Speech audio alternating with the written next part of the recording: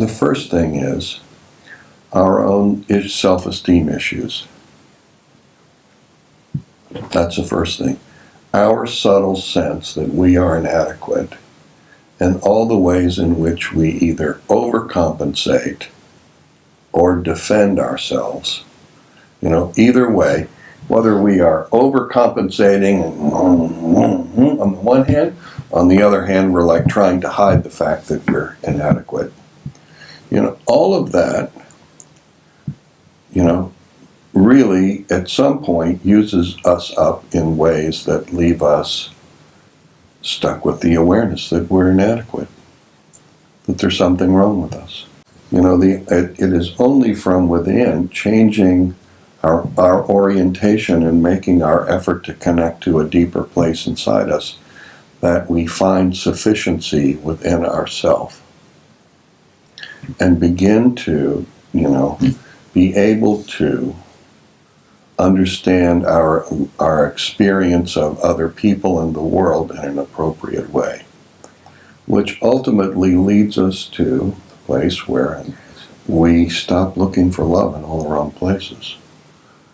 We stop looking outside ourselves for anything and start becoming responsible for holding our own state in a space that is completely healthy and well and ultimately abundant. There's always suffering there.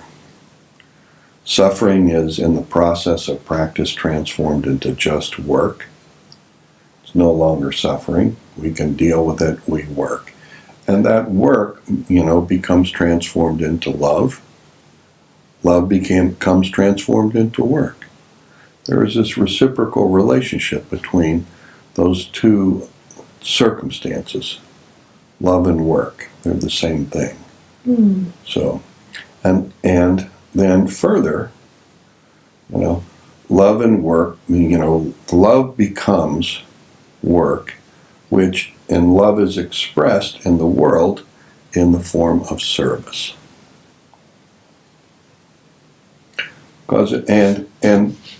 That works because we're constantly generating a flow from within ourselves, not constantly looking for our next meal.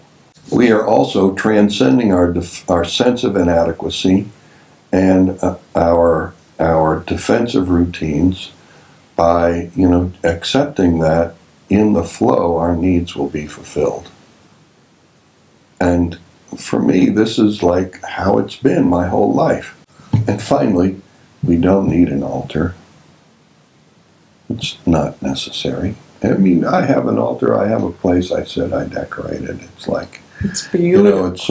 It sort of embodies 45 years worth of experience. It comes back to me again and again and again and again and again that the real essence of it all is not in an altar.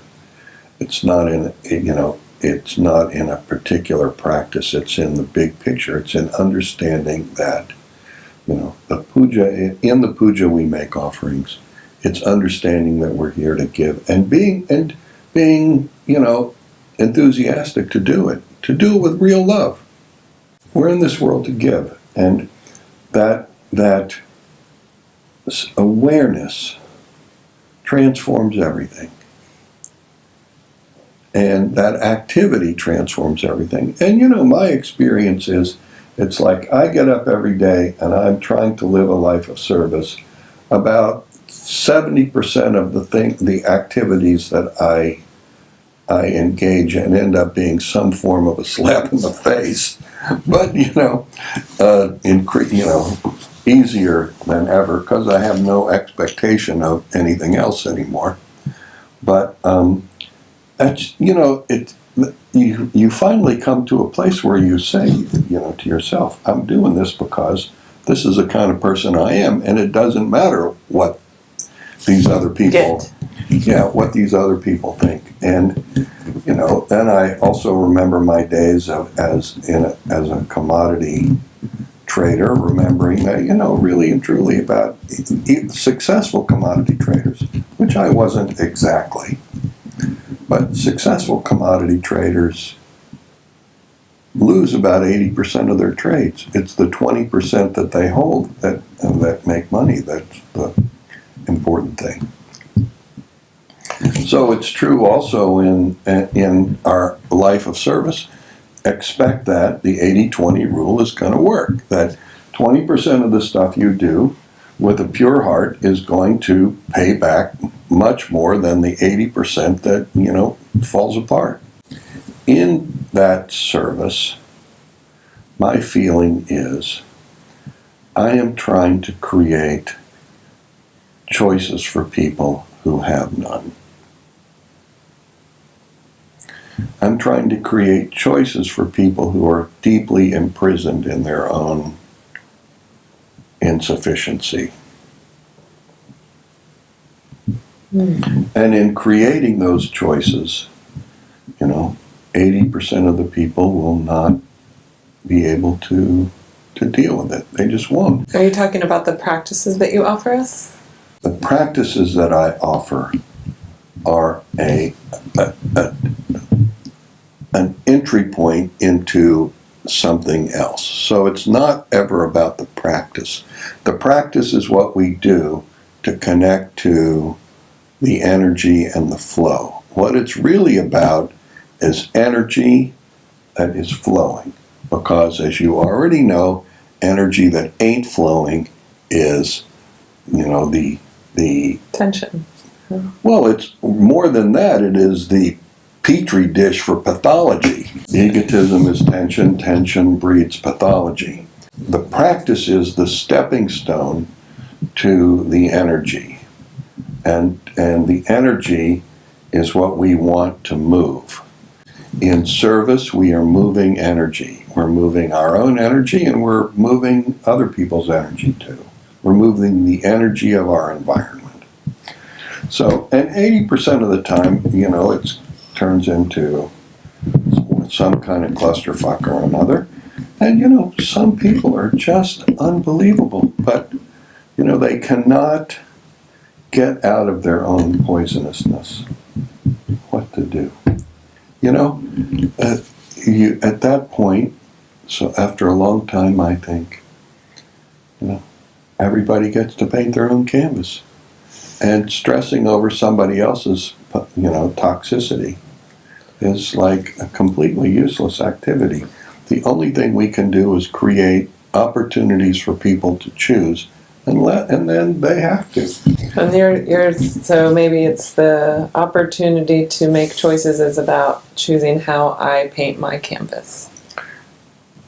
The opportunity to make choices is relevant to the state from which you choose, right? Because when what we want to do is create an awareness in people that they don't have to sit in their defensive routines, that we don't have to live with this sense of insufficiency, that we don't have to buy into all of the gender and moral, structures and political and economic structures that our culture imposes upon us. We can actually be ourselves and find within ourselves, beyond even any psychology. We don't have to tell ourselves we're wonderful. I'm a good person and I'm this thing and that thing and being me is okay. That's all garbage. That doesn't work. You have to, you can't tell yourself, people who are black on a golf course, feeling all of the resentment of white people around them who are wondering what the hell is that black person doing here, can't say to themselves mentally, oh, I'm black and I'm proud, or I'm whatever, I have a right to be here. I mean, that's all a part of a defensive routine. You have to be so centered in yourself, flowing and, connected to your own, inner abundance, that the issue, these psychological mechanisms are never even engaged. You and I never discussed in my first months practicing with you any of my, now I'll use your words, defensive mechanisms I was using around my relationship with my stepdad. But in my, I don't know, somewhere in my like 9th or 10th open eye class, I walked out of class and with no psychological, this was what was amazed me. There was no thought process going on. I had no dialogue going on with you about attention I'd held for years. I hadn't talked to him in about 12 years. I walked out of class and picked up the phone and had them. I had no defense. I didn't even know I was being defensive. I thought I was making a healthy choice and setting clear boundaries with this person in my life. And in an open eye class, it was a defensive mechanism that just fell away. The puja is simply a place that we go every day to remind ourselves what we're all about. And it is a time that we take to contemplate more deeply, the reality of our circumstance, not the illusion, but the reality of our circumstance. The illusion is that we're distinct and separate. This is not real.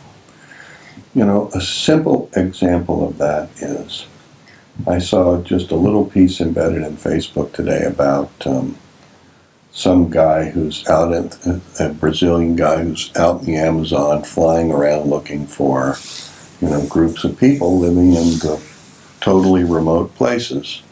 And it's interesting to see, human beings living, in the sort of the jungle in the simplest of ways, not having contact with outside, with the contemporary world.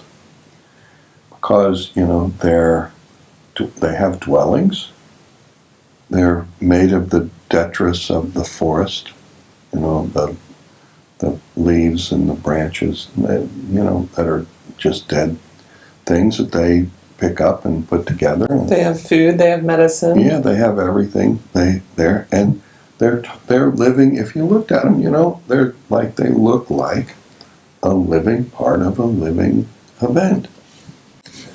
The idea that we are, partially it's because we're urbanized, because